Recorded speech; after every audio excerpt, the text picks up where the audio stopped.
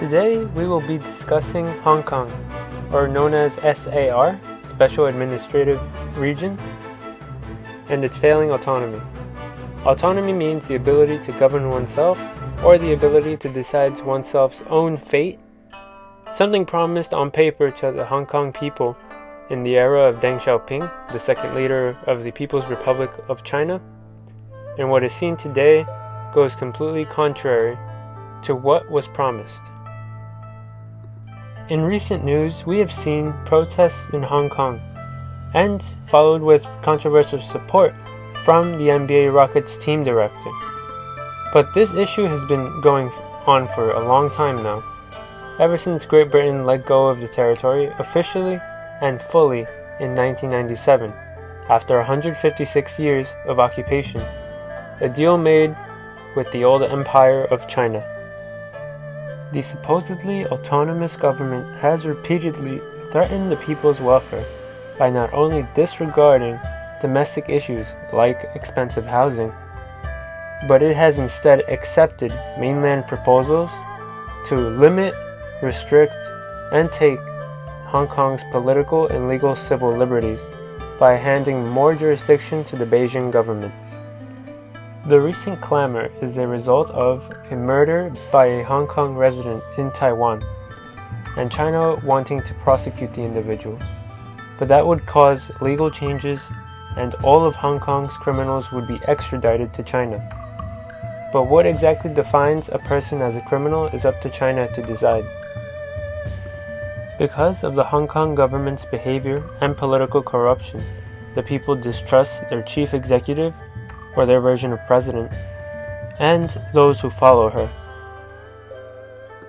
LegCo, the Legislative Council of Hong Kong, comprising of 43 pro-mainland members, or mainland representatives of the People's Republic of China, and then pro-democratic representatives making up 24 of the 70 seats in the Legislative Council, joined by business elites of Hong Kong, who get to vote on who becomes the next chief executive of Hong Kong.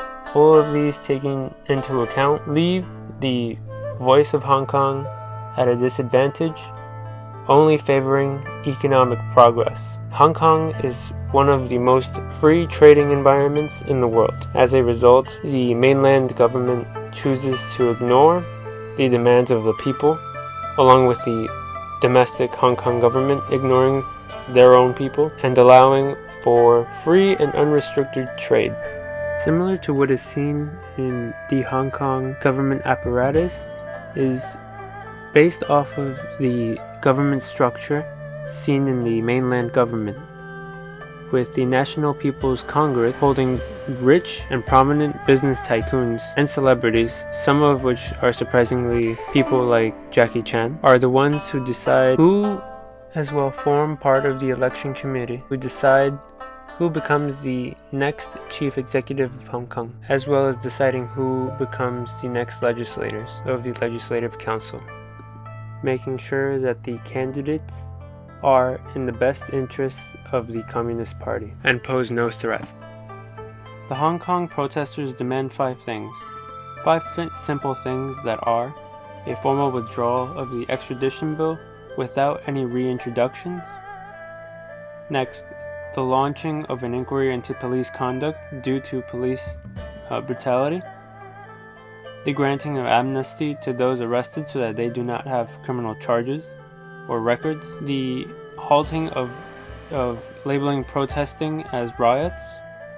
And lastly, a redo of political reforms that have previously failed and resulted in an increase in mainland control of the government. The people of Hong Kong and legislators have lost trust in their chief executive, in the leader of Hong Kong, saying that she plays only the role of a puppet for the Beijing government, has closer ties to Xi Jinping than her own people, and has done the bidding of the mainland government in Hong Kong, causing for all the chaos and injustice that we see today.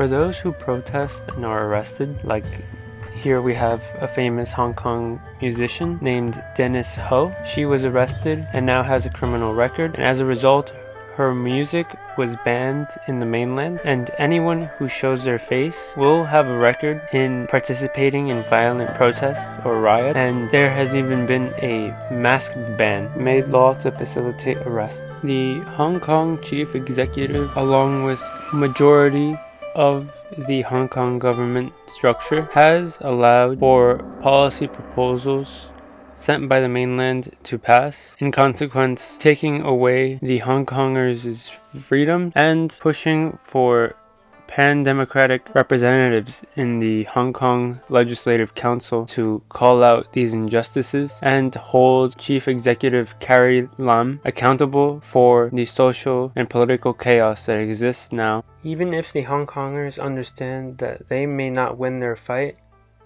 they will still attempt or try their hardest to return the fate of Hong Kong back into their own hands, into the hands of the Hong Kong people. The foreseeable outcomes seem to be few. Some of them are comprehensive renegotiations with China, overthrow of the current system and laws, military entrance and coercive force, the mainland addressing the 5 demands, or lastly, the exodus of Hong Kongers to Taiwan or neighboring nations.